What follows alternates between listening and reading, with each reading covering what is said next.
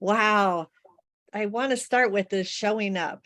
Like what I used to think showing up was my physical body in a space, learning the right way to do things. And now I'm starting to see showing up is I'm destined to meet you. And and oh, I want to know more. And then I'll just put it on myself. And all the things that I've been taught are not okay to do or be. Now I'm like, wait a minute, out of being every corny, weird, woo-woo stuff that I am, I'm having an amazing life because I continue to meet more and more people that want to do similar things. And it just keeps building and building and building.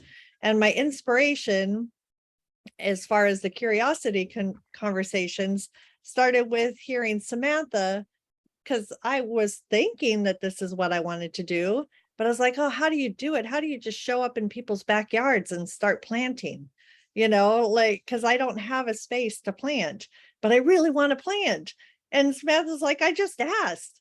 What really inspired me is now I'm connected to a Native American recovery home. Just hearing them share the gentlemen that are planting in the backyard, and it's totally barren, but they're like, yeah, this is what it looks like where we come from. And we do dry farming. And they said, you might want to look it up. And I'm like, I absolutely do want to look it up. And they're like, we don't know why it works. It just works. We plant the seed, we say our prayers, and we get food.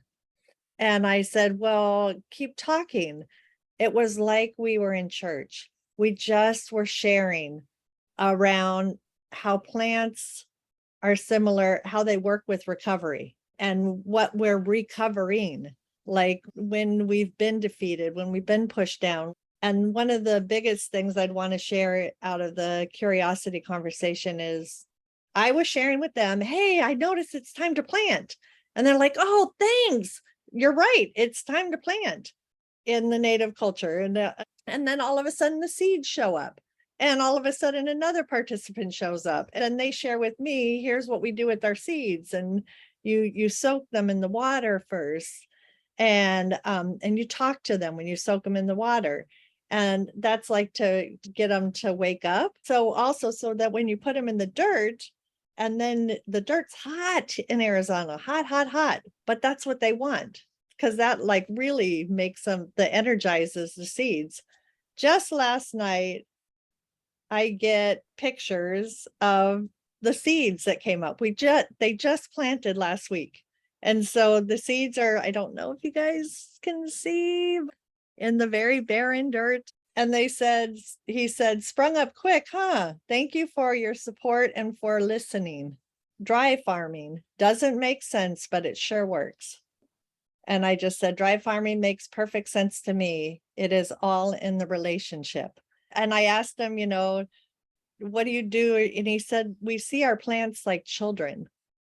And we talk to them like what we would like them to do, and how big we would like them to grow. And it's a spiritual thing. Every morning they go out, they talk to their plants, they tell them they talk to them like children.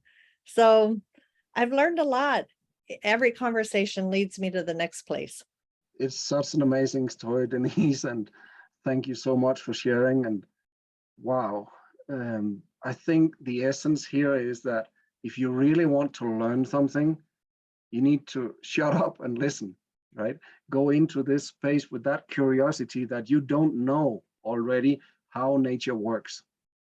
If you can show up with that curiosity, I would like to learn because I don't know, then you have a chance of really absorbing something magical.